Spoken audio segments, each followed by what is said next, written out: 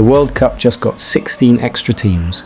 And that's either the best decision FIFA ever made or the one that breaks the whole tournament. I've spent the last week going through the numbers, the history, and the arguments on both sides. And I've landed somewhere most people won't expect. Stay with me. Before I give you my take, let me make sure everyone watching is on the same page. Because there are people who've been following football their whole lives who still don't fully understand what 2026 actually means. The old World Cup, 32 teams, 8 groups of 4, top 2 from each group go through, clean, simple, every match matters. The new World Cup, 48 teams, 12 groups of 4, the top 2 from each group advance. But so does the best third place team from each group. That's 16 third place finishers competing for 8 spots in the round of 32. Read that again. A team can finish third in their group, lose more matches than they win, and still be in the knockout stage. And the tournament is spread across 3 countries, the United States, Canada and Mexico, 11 cities, thousands of miles between venues. This is not an upgrade, this is a reinvention. And reinventions either become classics or disasters. There's no middle ground.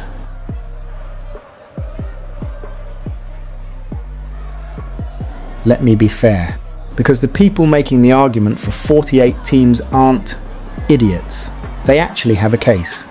Argument 1. More nations, more stories. There are footballing nations that have never stood on that stage. Countries where football is everything. Where qualifying for a World Cup would be the single greatest moment in a nation's history. 48 teams means more of those moments happen, and you cannot tell me that's a bad thing. Argument 2. More upsets. The 32-team format was starting to feel predictable. The same 8 or 10 nations rotating around the top 4 every 4 years. 48 teams breaks that cycle. It gives underdogs a path. It makes the group stage genuinely unpredictable in a way it hasn't been in years. Argument 3. The tournament is growing. Football is the most watched sport on earth, and it's still growing. North America is a market that is just beginning to understand what the World Cup means. Hosting 48 teams across the US, Canada and Mexico isn't just a sporting event. It's a cultural takeover of the fastest growing football market on the planet. Those are real arguments. I'm not dismissing them, but here's where I land. The World Cup is not a product, it's a ritual. When you add 16 teams, you are not adding 16 stories. You are diluting to the ones that already exist. The group stage, which used to be the most dramatic phase of the tournament, now has a safety net built into it. And safety nets kill drama. Here's the specific thing that bothers me most. In the old format, every single match in the group stage had genuine stakes. Lose 2 games and you're on a plane home. That pressure produced some of the greatest moments in World Cup history. The sweat, the tension, the last-minute goals that meant everything. Now, a team can lose twice and still qualify. I'm not being dramatic. That is literally the rule. And what about the players?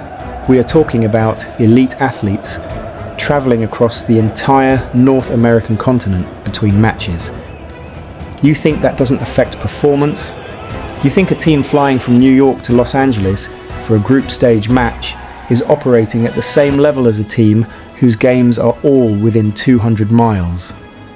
The logistics alone could define who wins this tournament, and that is not what football is supposed to be about. But here's the real problem, and this one nobody talks about. When everything is a World Cup moment, nothing is a World Cup moment. The scarcity of the tournament is part of what makes it sacred. You expand it too far, and it starts to feel like the Champions League, which is brilliant, but it's not the World Cup.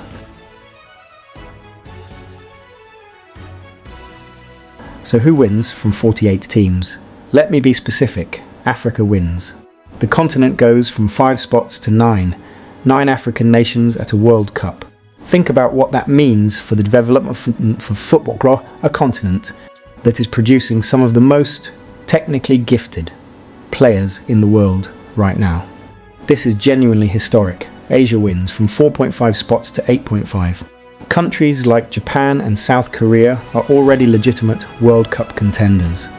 But now the nations behind them, those in the second tier of Asian football, get their moment too. That's good for the game globally. North and Central America wins. The host region goes from 4 spots to 6, at a tournament being held on their soil. The pressure to perform in front of their own fans just became very real for several nations. But here's who I think loses: the neutral fan who wants every match to feel like a final. Because in a 48-team World Cup, some matches simply won't. Some group stage games will be between 2 teams who both know that third place is enough. And a match where both teams are comfortable finishing third is not a match anyone needs to watch. So where do I actually land? I think the 48-team World Cup is going to be spectacular. And I think it's going to reveal problems that FIFA is not prepared for. The first tournament at 48 teams is going to feel chaotic, oversized, and occasionally exhausting. There will be group stage matches that nobody watches. There will be logistical nightmares that affect results in ways that have nothing to do with football. There will be moments where you think, this is too much, and then one team nobody expected will make a run deep into the knockout stage. One player from a nation that has never been on this stage will score a goal that gets watched 1 billion times. One match will happen that nobody predicted, and it will be the greatest sporting event of the decade. That's the thing about football. It always finds a way to justify itself. 48 teams is too many, and it's going to produce some of the greatest moments the sport has ever seen. Both things are true. And that's what makes this the most interesting World Cup in history. I'm not going to pretend I know exactly how this plays out. Nobody does. But I'll be here every single day, from the first match to the final whistle of the final, breaking it down with you. No hype, no bias. Just football. Before you go, if you made it this far, you're exactly the kind of person this channel is built for. Subscribe, because the World Cup starts in 11 days, and I am posting every single day of the tournament. Recaps, predictions, hot takes, tactical breakdowns, the moments everyone is talking about and the ones nobody noticed. Drop your prediction in the comments. Who wins the 2026 World Cup? And how many upsets do you think we see in the group stage?